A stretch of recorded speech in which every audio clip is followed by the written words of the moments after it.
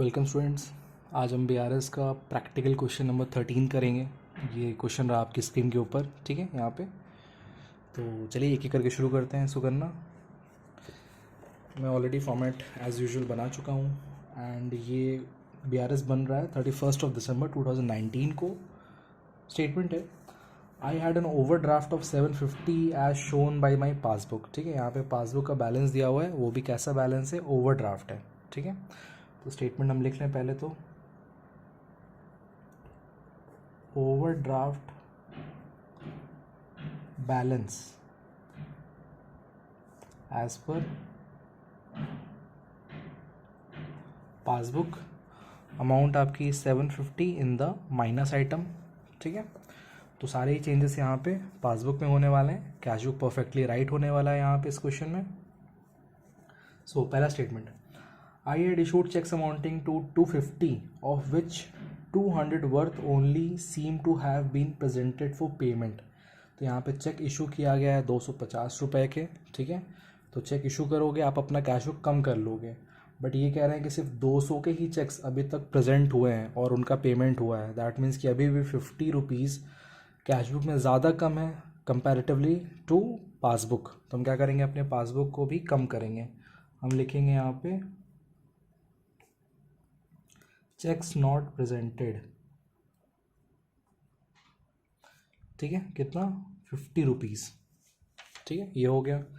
Next देखते हैं, cheques amounting 100 has been paid in by me on 30th December, but out of these only 75 were credited in the passbook. तो आपने check यहाँ पे bank को send किए हैं 100 रुपये के, बट अभी तक सिर्फ 75 ही यहाँ पे क्या हुआ है, क्रेडिट हुआ है। तो आपने इंक्रीज़ किया हुआ है 100 रुपये से cash book, but passbook credit हुई है सिर्फ 75 से। तो हम क्या करेंगे, 25 से और क्रेडिट कर लेंगे। ठीक है, सो हम यहाँ पे लिखेंगे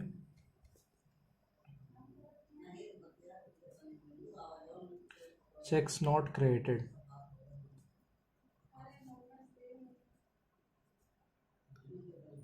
ये हो गया 25 रुपये। ठीक है, नेक्स्ट आते हैं, अगला है, I also find that a cheque for 10 which I had been debited into by bank account in my books has been omitted to be banked. ठीक है, तो यहाँ पे उन्होंने क्या किया, 10 रुपये का एक चेक है जो कि बैंक अकाउंट में डेबिट किया गया है। दैट मीन्स कि कैश बुक को बढ़ाया गया है, but has been omitted to be banked, but इसको हमने बैंक किया ही नहीं, मतलब बैंक को भेजा ही नहीं। ठीक है, तो बैंक में ज़ाहिर सी बात है अमाउंट अभी एडअप नहीं हुई है, कैश बुक बढ़ रखा है, पासबुक कम है। तो हम क्या करेंगे, अपने पासबुक को भी बढ़ा लेंगे। हम लिखेंगे यहाँ पे check omitted to be banked, omitted to be banked, कितना, 100 रुपीज़। ठीक है, 100 था, नहीं सॉरी 10 रुपीज़ था, ये 10 रुपीज़ था, सॉरी। बहुत ही छोटी छोटी यहाँ पे अमाउंट का ये क्वेश्चन है, 10 रुपये, 50 रुपये, 25 रुपये। ठीक है, चलिए फिर है, there is a debit of 25 in my passbook for interest. यहाँ पे पासबुक में 25 रुपये का डेबिट है। डेबिट मतलब पासबुक में कि पासबुक कम है, कैश बुक में ऐसा कुछ नहीं हुआ है, कैश बुक बढ़ी हुई है। हमें क्या करना, अपना पासबुक को भी जो हमने कम कर दिया है उसको भी हमें इंक्रीज़ करना पड़ेगा, बढ़ाना पड़ेगा।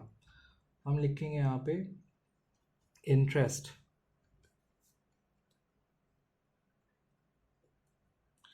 अमाउंट हो जाएगी आपकी यहाँ पे 25 रुपीज़। ठीक है, नेक्स्ट आते हैं, अगला है number 5th, an entry of 30 of a payment by a customer direct into the bank appears in the passbook।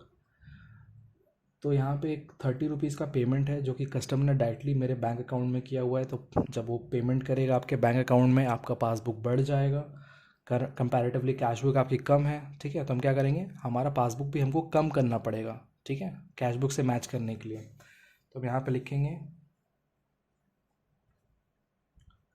Customer directly deposited in our account। ये हो गया आपका यहाँ पे 30 रुपीज़। ठीक है, चलिए लास्ट आते हैं, एक स्टेटमेंट और रह जाता है, which is my bank my passbook also shows a credit of 60 to my account for interest on investment, directly collected by the bankers. यहाँ पे इंटरेस्ट ऑन इन्वेस्टमेंट कलेक्ट किया गया है बाय द बैंक, ठीक है। पासबुक बढ़ गई है, कैश बुक अभी भी कम है, तो कैश बुक के मैच करने के लिए हमें अपने पासबुक को भी कम करना पड़ेगा। हम लिखेंगे यहाँ पे इंटरेस्ट ऑन इन्वेस्टमेंट्स, ठीक है। ये आपका हो गया 60 रुपीज़। तो सारे हमारे ट्रांजेक्शन्स हो चुके हैं। टोटल करके देखते हैं अमाउंट मैच कर रहा है नहीं कर रहा है। सो यहाँ पे हो गया आपका 750 + 50 80, 800, और ये 30 या 60 हो गया आपका 890 890 रुपये, ठीक है। एंड प्लस आइटम्स में अमाउंट है आपकी 25 और ये 50 60 रुपीज़ है मात्र, ठीक है। तो यहाँ पे 890 है, यहाँ 860 है, तो 830 का डिफरेंस आ रहा है। तो ये 830 हम यहाँ पे लिखेंगे इन द माइनस आइटम्स।